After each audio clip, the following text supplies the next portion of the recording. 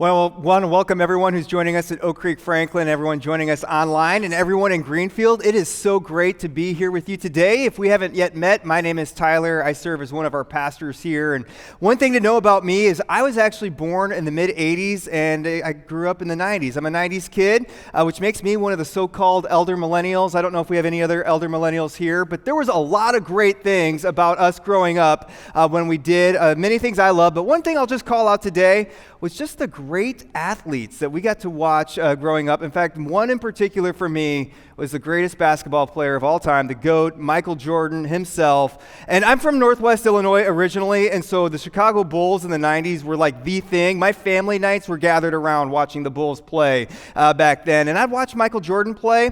There was every part of me that wanted to be like Mike, although I'm not near athletically gifted like he was. But I tried. I drank all the Gatorade. I ate all the Big Macs. I got the jerseys like he wore. I did everything I could to be like Mike, and it was just so great to be able to watch him and watch him play, especially as a kid, doing that. Now, the reason why I bring that up is that there's just something about us, whether we're athletes or not, that is just drawn to greatness.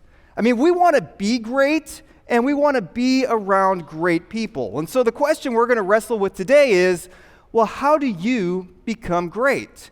And if you talk to athletes, they might tell you some things like, hey, you just got to focus on your skills. You got to get disciplined, work really, really hard on your craft. And while it's true for many athletes and for many in their profession, that doesn't have to be the case for those of us who aren't necessarily athletes. In fact, there is a clear path that we can all take for all of us to become great. And we're going to discover what that path is today as we wrap up a series that we've been in over the last several weeks called Against the Grain. And what we've been doing throughout this series is we've been looking at this question that many of us have asked again and again and again. And that question is, well, how do you know that you're living your best life now? And the reason why we keep asking this question is we just see these cultural answers to just keep living for yourself and doing whatever it is that you want. And you realize, hey, that answer, it doesn't live up to the hype. But really, there is another answer that helps us live our best life now. And this answer we've been looking at actually comes to us from one of Jesus' closest followers, John. And here's what John said about Jesus. He said, you want to live your best life now? Here's how you do it. In him was life. And him is being Jesus, who's the author and essence of life. We live our best life in Jesus. And what that simply means is that what is true of Jesus can actually be true of us as well. The challenge for us is that life in Jesus actually goes against the grain of what we naturally think is our best life now. But when we go against the grain, we discover this life in him. And so we've been on this journey together to discover what that is. And I've been so proud of you for taking these steps to find this life in Jesus. We've been hearing story after story of those of us saying, hey, I've been going against the grain. I've been surrendering to Jesus, and I've been giving him control over this. Or I've been trying to demonstrate what it means to be full of grace and truth. Or I've been trying to show my love for God by showing his love to other people. And it's been a challenge, but you said it's been so worth it. So way to go. Keep it up. And if you're new with us, or if you missed any of those previous weeks, you can actually catch up on our YouTube channel or wherever you listen to podcasts. And I hope that you do, because we've been finding our best life in Jesus throughout this series. But how we're going to wrap this up today is by looking at one final against the grain idea that comes from Jesus that shows us that clear path to be great. But this one really goes against the grain. In fact, in Jesus' culture, this was never heard of. No one did this until Jesus, and it's still rarely seen in our culture today. If we do see it, it's often kind of done as like a one and done type thing, like, hey, I did this one time, I don't need to do this again. But what we see is that Jesus says this is how you experience your best life in him. And what's great about Jesus is that Jesus, he didn't just teach on this, he also demonstrated this for us. And if you aren't a follower of Jesus, the good news for you is you can just practice this on your own, and you can discover what it means to be great before you make the decision to follow Jesus. But I think this will be a compelling reason for you why you would want to follow Jesus. And even if you do call yourself a follower of Jesus, what you'll see and what we'll see is that this is going to be a regular part of what it means to follow Jesus. Now, Before I share what this idea is, I need to set up some context for this. We have to go back and look at the culture that Jesus lived in. And what was going on back then was that you would see this clear tension between those who had authority and those who didn't have authority. And those in authority, they were like the kings who you could just tell, like obviously they're in charge, or you would have the wealthy who were successful in business and they would have many people work for them. Or you would also have the religious leaders. They were considered to have a great amount of authority back then, and they would just use it against those that they were leading. And it kind of led to this tension, or at least this unique relationship between those who didn't have authority. And in some ways today, we see this happen throughout our culture today, where we've become fascinated with those that we would call great or who have authority. I mean, this is why when some successful CEOs do something, it ends up on national news, like Elon Musk or Mark Cuban, and we just see what they're doing. Or we see different athletes or different celebrities or actors, and we see them come near and we try to crowd around them and take pictures with them or get their autographs. It's just something because we're just drawn to that greatness, and it's just kind of a unique relationship. In fact, a couple of weeks ago, we had a unique opportunity in my family. I took my kids and my wife to one of our local high school basketball games, which we're part of the Whitnall district. And it wasn't like any other basketball game that we've ever been a part of. This game, they actually retired Tyler Herro's jersey, which Tyler Herro, who plays for the Miami Heat, went to Whitnall and just did a great job at Whitnall and broke all these records. And Whitnall wanted to honor him, and they told Tyler to bring his friends and family and anyone that he wanted to come with him to celebrate this night. And he brought the entire Miami Heat team. And so they showed up at the Whitnall basketball court, and it was unlike any other high school basketball game that I've ever been at. They sold out. They actually had to turn people away to get in there because people are just crowding around wall to wall just to see Tyler and to see all the Miami Heat there. There was actually the local news. They were all taking stories and recording all of this, and the local law enforcement was there to just make sure, that everything was going okay, just at a local high school basketball game. And it happens because you had great players that were there that everyone wanted to see. And it was a fun night. It was a really fun time and really cool to see. But as fun as that is, think about the tension that this can all cause between those who have authority and are considered great and those who aren't. I mean, those who have authority, they could actually use that authority to take advantage of those who don't have that authority. But then if you flip it the other way, those who have that authority, who have that status, they could see those who are just kind of coming close to them, and they say, are they just trying to get this out of me and trying to use me and gain, gain from me? Is that why they're sucking up to me? And so this divide can create a whole lot of relational tension, and Jesus doesn't want us to have relational tension at all. He wants us to have healthy relationships. And so Jesus, he fixes this relational tension in one act. And in this one act, he shows us the clear path how all of us, regardless of our status, can actually become great. And Jesus does this the night before he is arrested and killed. He does this right before he has this final meal with his closest followers, and he's hosting with them an event called a Passover feast, which is a meal that the ancient Israelites would participate in as a way to remember how God freed them from slavery. And so Jesus, he's with his closest followers, and he does this one act that just shows us how we can become great. Notice how John, who is at this meal, how he describes what's going on between him and Jesus. And here's how John describes this. He says, Jesus knew that the Father had given him authority, that Jesus is the one who has authority. He's the leader of the group. He's also God's son. And so he has this incredible amount of authority over everything, and that he had come from God and he would return to God. And you would imagine back in this day, if anyone has that amount of authority, you could expect John to say this about anyone who has this authority, that he would stand up and give orders, or that he would demand that they obey him until they die. I mean, Jesus would have every right to do this for them because of the amount of authority that he had. But Jesus didn't do this. John says, no, Jesus did something really incredible, really unexpected. Jesus got up from the table, he took off his robe, he wrapped a towel around his waist, he poured water into a basin or a tub, and then he began to wash the disciples' feet, drying them with the towel that he had around them. And we might hear of this meal that we're going to recognize in a few days, because this leads into the events of Easter. We might hear of this meal known as the Last Supper. And when we might think of the Last Supper, we might think of this painting from Leonardo da Vinci, where everyone gathers around this table on one side and they're like taking that group selfie right behind there. I mean, it's a great painting, but this painting doesn't accurately depict of what's really happening at this meal or what this meal looks like. A better picture of what this meal looks like is these individuals all gathered around this table, reclining on the ground with their feet kind of out in the middle air. That's how they ate meals back then.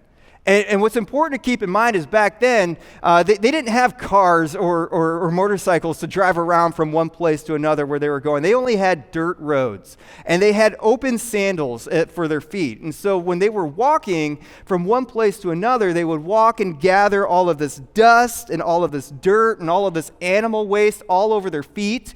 And they would show up and have this meal together, and they would put their feet out in the air, and it would just not be good.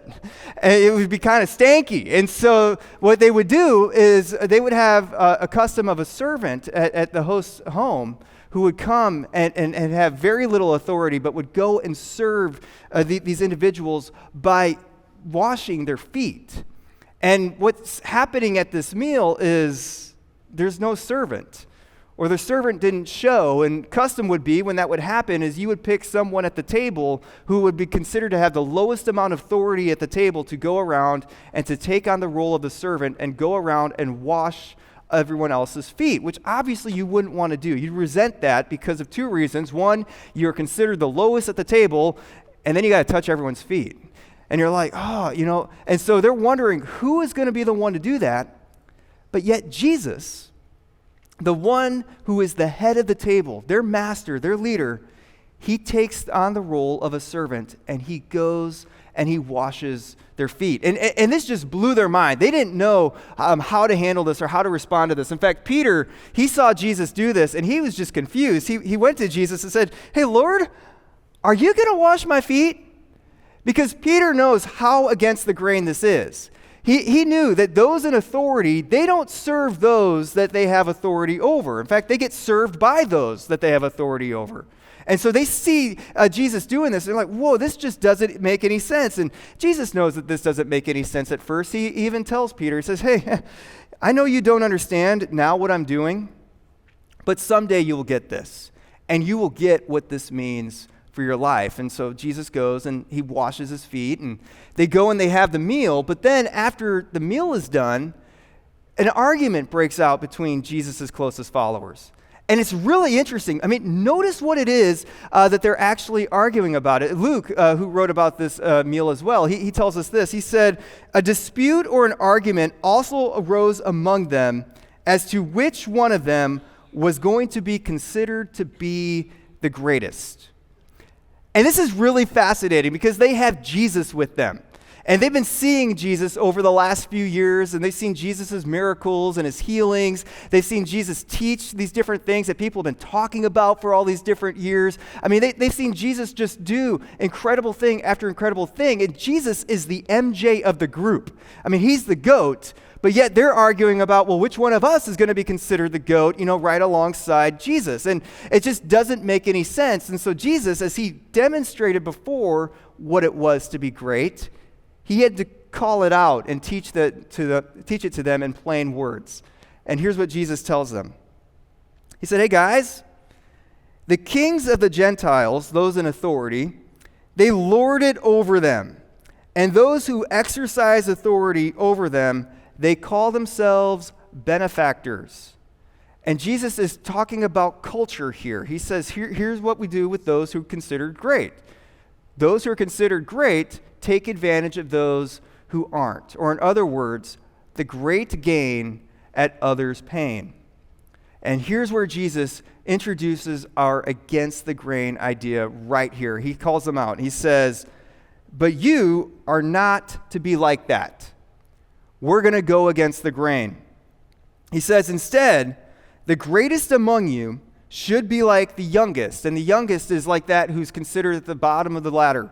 They have no authority.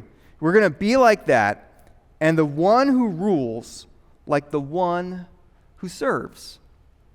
And Jesus is calling out this great against the grain idea right here. He says, hey, for any one of us who wants to be considered great, he says, great. Being great is a noble thing.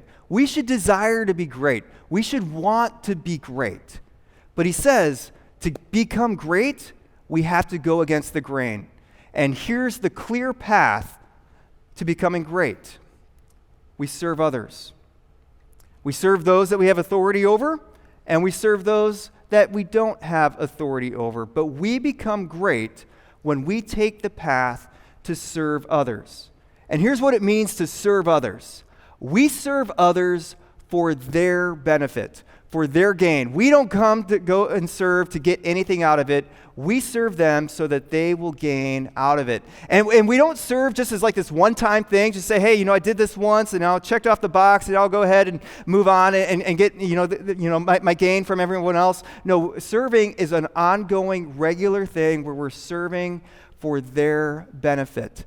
And serving others isn't just serving those who are close to us so that we can nurture a healthy relationship. I mean, that's part of being in a healthy relationship, and we should serve those that we're close to. But serving others is serving others outside of our close sphere of relationships, and we serve them for their benefit. And when we do this, Jesus says we are on the clear path. We are on the path to becoming great. And so Jesus, he shows us the path, and then he reminds us exactly of what it is that he just did. He said, for who is greater, the one who is at the table or the one who serves? And culture would say it's the one who's at the table because they have authority. But he says, is it not the one who's at the table? They would say, yeah, He says, but I am among you as one who serves. And Jesus is reminding them of the authority that he has. He isn't just the head of the table. He has authority over everything because God gave it to him. In fact, Jesus proved this just a few days later because he ends up in hours just being arrested and betrayed, and then he's killed on the cross. But then just a few days later, he rises from the dead. And he shows that he has authority even over sin and death. And he gave of his life, not so that he could gain life. He already had it. He gave his life so that you and I could receive life in him. He went through that for our benefit. And he shows us. He says, here's the path towards greatness. The path towards greatness is serving others for their benefit, for their gain. And he told his disciples this, and his disciples, they clearly understood what it is that he was talking about, because just you fast forward several weeks after that event, after Jesus rose from the dead, after he gave his life so that we could gain life in him, he then goes ahead and he actually empowers his closest followers. He says, here's what I want you to do. I want you to lead this early church, and I want you to take this church, and I want you to help others find and follow me, to receive this life in me. And so go ahead and show others what it's like to follow me. And they went and they exactly did just that. And they started this early church, and this early church was described in this incredible way. In fact, here's what they were thought about, and Luke wrote about this. And this was just 6 weeks after Jesus had this meal with them, where we read this, that all of the believers, or the followers of Jesus, they were together and they had everything in common. Meaning they weren't divided by those who had authority and those who didn't have authority. He said they sold property and possessions, get this, to give to anyone who had need. They served others outside of their circle for their benefit. And every day, they continued to meet together in the temple courts. They broke bread in their homes, and they ate together with glad and sincere hearts. They loved being together, and they praised God. And then here are some of the results of what happened. They enjoyed the favor of all the people. People outside of the church actually thought good of those inside of the church. And it led to this other result. The Lord added to their number daily those who were being saved, those who were experiencing the hope of Jesus. And the reason for this was because this early church was considered great, that they loved that the early church was there. And one of the reasons why this church was considered so great was because these followers of Jesus, they took the path towards greatness and they served others and they served those around them, not for their own benefit, but for the benefit of those that they served. And so what does this mean for us today? Well, just like the rest of the series, what is true of Jesus can be true of us, just like it was true for the early church. That if you want to be great, great. That's a great thing to want to pursue. But the way that we get there is we go against the grain and we become great when we serve others for their benefit. Now we might push back at this at first and think, hey, serving others, giving up my position, acting like I don't have that authority and serving others for their benefit, that doesn't sound like the best life now. I mean, that sounds like the opposite of that. How is this really life in Jesus? But here's what we discover when we begin to serve others just like Jesus has served us. We become the best version of ourselves when we go and serve others for their benefit. And when we do this, what we discover is that there is so much more to our life than our life. But we can actually live for something so much bigger and better and beyond ourselves.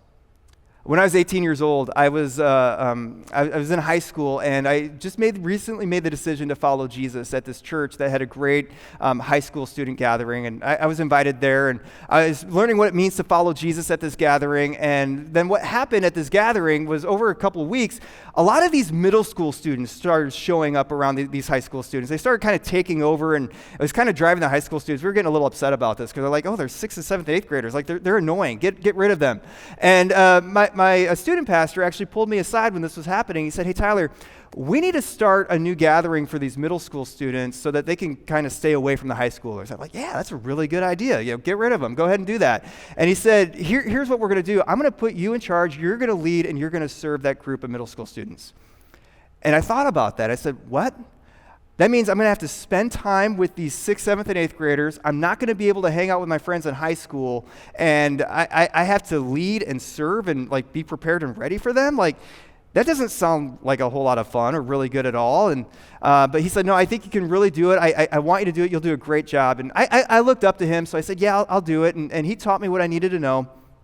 And then for the next several weeks, I started showing up, didn't hang out with my friends. I went and I served with these middle schoolers. But here's what happened over these few weeks. Started getting to know them and started to get to see what God was doing in their life. And some of them started taking steps to learn what it means to follow Jesus. Some of them actually made the decision to follow Jesus and then asked me to actually baptize them, which was just this incredible honor. And I started to get to know them. And it ended up becoming one of the highlights of my week because my faith started growing because I was learning what it meant to help others begin to follow Jesus. God was growing my faith by using whatever I was doing to actually help show himself to these middle school students how much he loved them. And during that time, this was just so cool. I began to realize that God made me for so much more than just me. And I began to discover my purpose and discover what it means to serve others for their benefit. And it was just one of these highlights of my week. In fact, that was some of the first steps I took into becoming, wanting to learn what it means to actually become a pastor. And this is what God wants for all of us. He wants all of us to actually live beyond ourselves and to make a difference and become great and serve. And here's what we'll discover when we do this. When we serve others for their benefit, we realize we become the best version of ourselves. And not only do we become great, but we also become a part of something so much greater than ourselves. And here's what I mean by that. We're at a really unique point in our history of a church. It's just a really, really cool time where we just seem to sense God just moving. And God just seems to just be stirring something up in our community and our country and all around, just drawing up people to be hungry and seeking out for God. And we're actually hearing of this happen, not just in our church, but in just many, many other churches across the country, where God just seems to be sending a whole bunch of new people who are just checking Him out and hungry and interested in knowing what's going on and what it means to follow God. In fact, for us, over the last few months, we've seen a record number of new people connect with the Ridge, either online or any of our locations, just seeking to see what does it mean to actually follow Jesus and asking questions about it. In fact, over this last month, we've seen 30 individuals go public with their decision to follow Jesus and be baptized on their own, just to say, hey, we want to take these steps to follow Jesus. We're seeing more people actually come into our locations. We're in Greenfield. We're actually wrestling with, hey, when do we add another service on Sundays? Because we just aren't sure, if we're bucking up against our capacity in our parking lot and our seats. It's why at all of our locations, we have actually added services at all of our locations as well as online for Easter, because we're just seeing individuals who are just hungry and wanting to make a difference and just experience Jesus for themselves. And we're seeing this and we're like, wow, God's just really moving and stirring something up in a whole bunch of people. And as we sense God moving and doing this in our community, we know as a church, part of our responsibility is to be ready for them and to come alongside them and help them understand what it means to follow Jesus. Or in other words, if God is going to continue to add to our number daily of those who are seeking to follow Jesus, then we need to add to our number of great team members. And the reason for this is God wants to move, but He also wants to see if our church is ready to move and to serve our community this way. And what this means is our current base of great team members, and we have great team members who serve, just lovingly serve so much, and they're so great. But this current base isn't big enough to continue to handle more and more and more growth. We need to grow that base so that we can take care of those that God is sending over to us. In fact, Jesus talked about it like this when He was talking to His closest followers. He said this. He said to His disciples, He said, "The harvest is plentiful, but the workers are few," meaning that there is just this great amount of individuals who are seeking out Jesus and wanting to know what does it mean to follow Him. But there's not many great serving team members who are helping them follow Jesus. And so He says, here's what we want to pray for.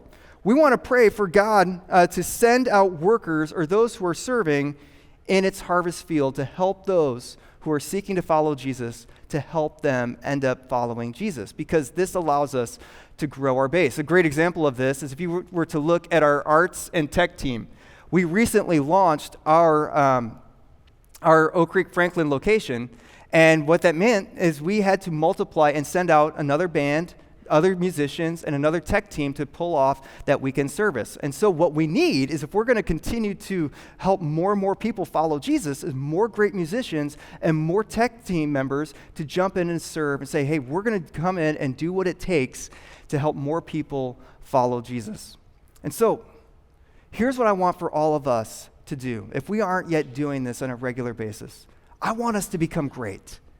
And I want us to be great by serving on a team. And you might wonder, well, why would I serve on a team at the Ridge? How does that make me great? Here's how this makes you great. Jesus is the only one who can transform a heart. And when hearts are transformed, families are transformed, communities are transformed, and ultimately the world is transformed. And the way that Jesus has chose to change people is through His church and through the local church. And so when we join a team and serve on a church, here's what we do. We come alongside, we partner with Jesus to bring about life change to those in our communities and to those around us. And so this is why we serve on a team. Now, I know there are several reasons why we may say, here's why I don't serve on a team. And let's just talk about a few real quick. Some of us would say, hey, I can't serve on a team because I'm just too busy. I got everything going on. I got the kids' activities. I got work commitments. There's just a lot going on. And I get that we're all busy. All of us are busy. But here's what busy people do. They prioritize their time, and they spend time on what they determine is most important. And I think one of the greatest investments that we can make is by becoming great and serving others, by serving on a team and making a difference and helping them follow Jesus. And so I'm not saying, hey, here's what you got to do. You got to spend every service and every week, serving on a team and be here whenever the doors are open or whenever we're online. No, we have regular rotations and serving schedules to help with that. But here's what I want to challenge you to start with. What if you just started by serving just 2 hours a month? Now, some teams are going to say, hey, we need more than that up front. They'll be up front with that for you. But what if you just started with that? 2 hours a month. What kind of difference would that make? Well, if you invested in that to say, here's what I'm going to do. I'm going to give 2 hours to serve others for their benefit and to be great. It will make a huge impact. Another reason why we often don't serve on a team is, well, we don't know what to do. And we might hear stories of rich kids and rich students, and we might think, oh, kids and students, I don't think I want to be around them. I don't like kids and students at all. And if that's you, here's the good news. We don't want you around kids or students either. But here's what we do know. All of us have different abilities. All of us have different giftings and different talents. And we have different types of teams to help us with all of these different abilities and types of talents. And so what we feel is like when we use our talents to serve, we become more alive. For example, if you do like kids and students, serving in kids and students is a great spot for you. If you like helping people feel comfortable and welcome at your home, serving in guest services would be a great area for you. If you are talented musically, or if you like tech and productions type stuff, serving on our tech team or serving with our band would be a great spot for you. Or if you join us online and you can't come to any of our in-person locations for whatever reason, you can serve as well. We have chat teams that welcome all of our new guests online, and you can serve and make a difference for them.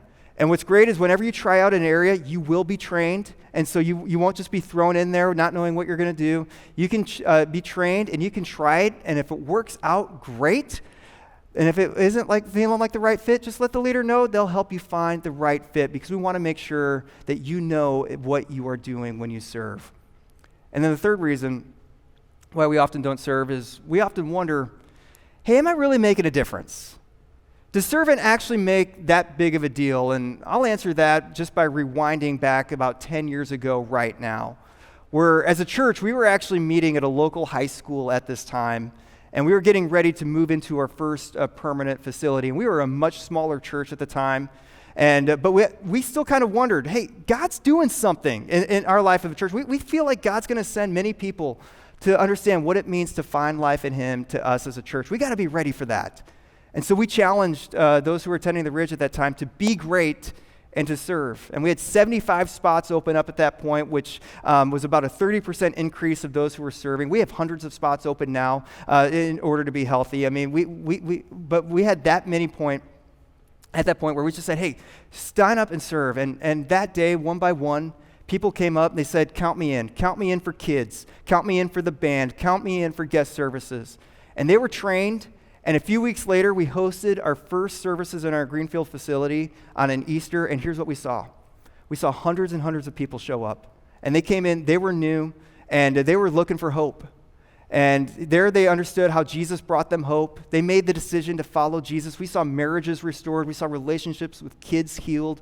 We saw people just take these steps. In fact, they made the decision to follow Jesus. Many of them were baptized weeks after that. And then here's what they did. They decided to become great.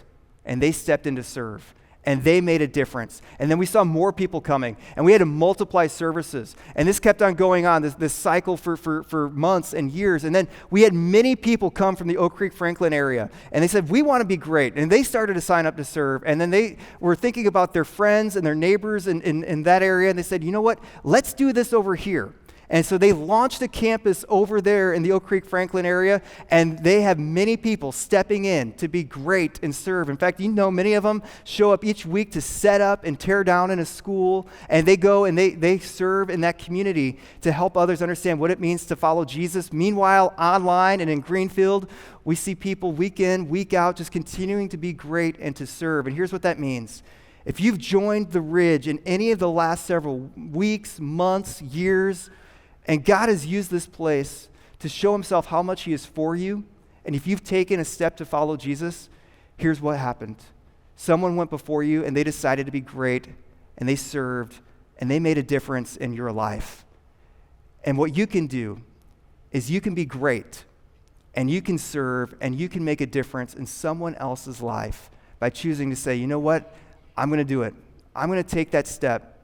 I'm going to find life in Jesus, and I'm going to be great by serving others for their benefit, and it will make a difference. And so as we get ready to wrap up the series, here's what I want for you to do if you don't yet already do this. I want you to try out serving on a Ridge team. And I want you to practice being great by serving others for their benefit and making a difference. And the way that you can do that is by going to the website that you're going to see below me on the screens. And when you do that, you'll see the instructions of how you can get started, how you can pick a team to try out, and then you can just hit submit after entering your information. Someone's going to be in touch with you shortly after that to help you get started with your next steps after that. So I hope that you do that because we all want to be great. We're drawn to greatness, and we can take that clear path to being great by serving others for their benefit. And so, as we get ready to head into Easter week and celebrate the very event that our faith hinges on, and as we wrap up this series and reflect on how Jesus has given us this best life in Him, and we live our best life in Him, we thought the appropriate way to wrap up the series is to remember and reflect what He has done for us by participating in communion together at all of our locations as well as online. And so right now, I want to encourage everyone just at our locations to take the communion baskets and pass them down your row, and you can grab the communion elements and hold on to them. If you're uncomfortable taking communion, you can just let those elements pass you by. If you're joining us online, you can actually go ahead and grab the elements that you were encouraged to grab just a little bit ago. And on the top layer of the elements, there's a cracker, which represents the bread. And on the bottom layer, there's some juice, which represents the cup. And at that night, after washing their feet, Jesus had that meal with his closest followers. And at that meal, he took a loaf of bread and he broke it. And he said, "This is my body, which has been broken for you for the forgiveness of your sins." And he did that. He gave of himself for their benefit. So he told them to take and eat and to do that in remembrance of him. And then shortly after that, he took out the cup and he poured it out. And he said, "This is my blood, which has been poured out for you for the forgiveness of your sins." He came and he gave of himself for our benefit. And he told them to take and drink and to do so in remembrance of him. And so right now, what I'm going to invite all of us to do, wherever you're joining us, let's just take a moment and take of these elements and reflect on how Jesus has given his life so that we can receive life in him. So let's go ahead and take of those elements.